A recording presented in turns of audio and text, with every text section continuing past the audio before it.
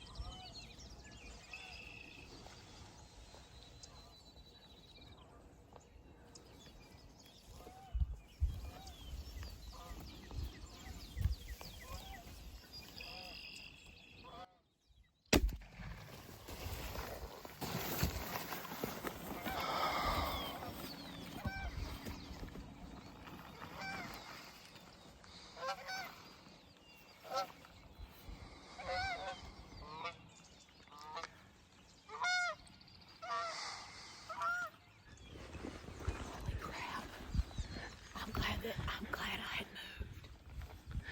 Because if not, you'd have stuck out like a sore thumb, wouldn't you? If I hadn't have moved.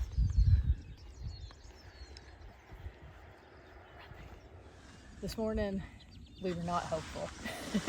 Yesterday was a really long day of hunting. We come out here this morning, we get up, it's raining. Forecast says it's gonna be cloudy and foggy and rainy, and we're just not in a good mood about it. So probably 300 yards straight down that way. I mean, directly across from where we stopped to listen, we heard a gobble. We heard 4 or 5 more birds probably just all around. But he kept on it. Robbie called a couple times real soft and he answered, so we heard him fly down. And instead of coming this way, he decided to go that way. And you can see there looks like a pretty good ditch over there. So he got right directly behind us and felt like he was hanging up.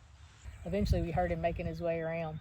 And then we heard that one gobble that seemed like it was coming closer, so we actually moved, or I moved, to point at the decoy. And then as we were there, a hen popped up over the hill and he got closer and closer and then came around down by the fence. And I was still kind of pointed more this direction in front of me, but I had my head turned so I could see. And he came around this curved corner right here at, I mean, it had to be 10 feet, 12 feet tops. He was huge, he was strutting, beautiful bird. I was gonna try to let him get past me, but then when he came around, he started kind of heading off that direction because that's sort of where the hen was wanting to head. So I was able to just real slow get moved on him, about 35 yards. Got some massive hooks on this thing, and I've never shot a turkey with hooks that big. Thank you, Lord.